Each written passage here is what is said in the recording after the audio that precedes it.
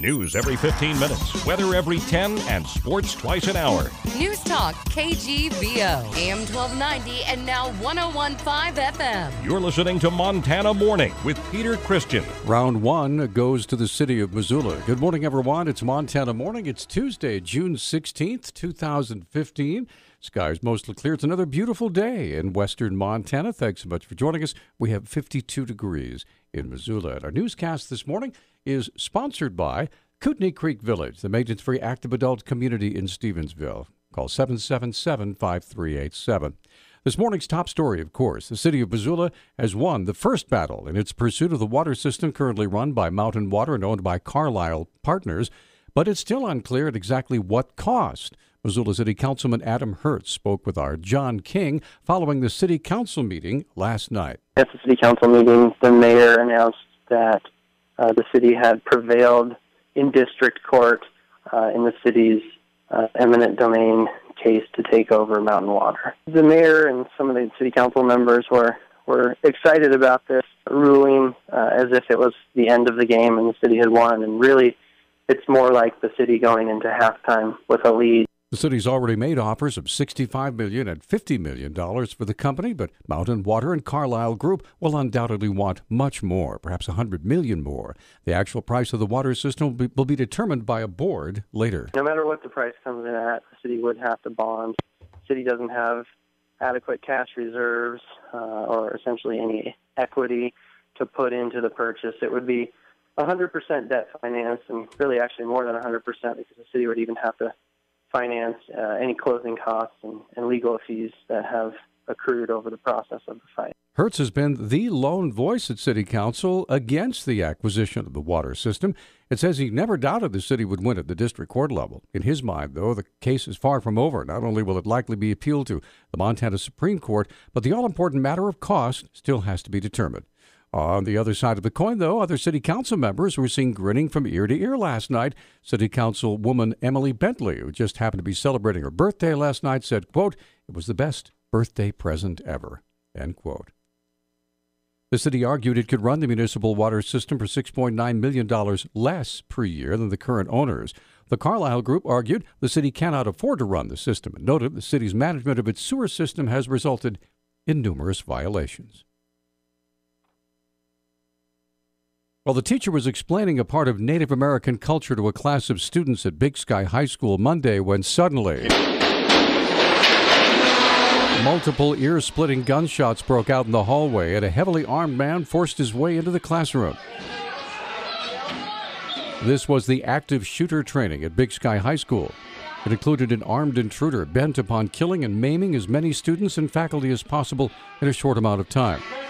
Public Information Officer Travis Welsh with the Missoula Police Department explained this scenario. Well, there's simulated gunfire that goes off. There is an actor who portrays the gunman, but the reactions from the people in the classroom are real, and that's why the actor needs to be padded up so that those people can carry out their reactions in real time. Communications Director for MCPS, Hatton Littman, explained how the training program began. The Missoula County Public Schools decided after the Sandy Hook school shootings to initiate a public safety and facility safety task force. That task force made a series of recommendations to the Board of Trustees in the fall of 2014, including collaboration with local law enforcement. One of the trainers, Community Service Officer with the Police Department, John Weber, said the classroom response Monday rated a grade of A-. Deputies are investigating a fight outside a bar in northwestern Montana that left a woman with a gunshot wound to the arm. Rail Line Tavern in Marion was closing about 2 a.m. Sunday when an altercation in the parking lot turned violent. A man fired a handgun, hitting a 30-year-old Big Fork woman in the arm. Flathead County Sheriff Chuck Curry says they've identified the suspect, but no arrests have yet been made. A 24-year-old man has been sentenced to 60 years in prison for the stabbing death of a Billings photographer and philanthropist who often gave money to people in need. Prosecutors said Zachariah James Wiseman was high when he stabbed Michael Sample 3 times June 19th of last year. Witnesses tackled Wiseman after the stabbing and held him for police. He's been jailed on $500,000 bond since his arrest. District Judge Michael Moses said Wiseman would have to serve 20 years of his sentence before being eligible for parole.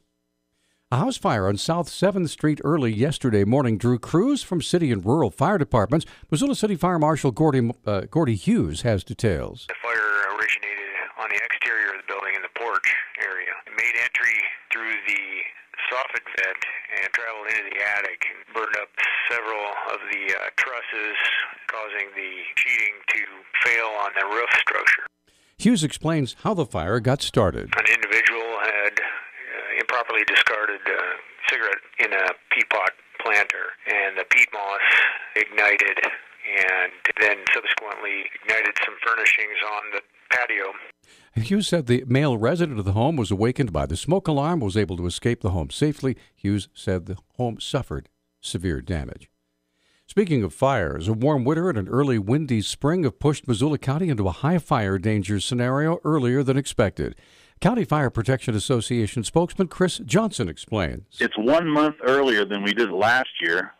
We changed the fire danger rating to high, going immediately from low and bypassing moderate. This persistent wind just dries things out to the point where we get a wildfire starting in grass now in a cured cheat grass situation. It's resistant to control for the firefighters in initial attack. Johnson says the increased fire danger will bring more restrictions. Well, the only thing that triggered this morning was we have closed outdoor burning by permit.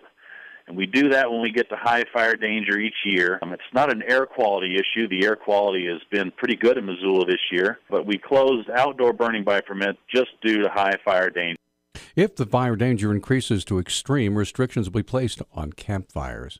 Missoula Youth Court will be receiving money from the county attorney's office. According to County Attorney Kirsten Pabst, the funds being used are from fees and confiscations related to drug crimes. It came to our attention that Youth Court was in need of funds so that they could adequately test some of the participants of Youth Court and Drug Court, and we have access to a drug forfeiture fund that is in part seized assets in combination with fines that are imposed on drug offenders. And we thought, well, what a better way to use this money than to help kids that are struggling with addiction. Other Missoula offices also pitching in. We are donating $4,500, and that donation is being matched by the city police department as well as the sheriff's department.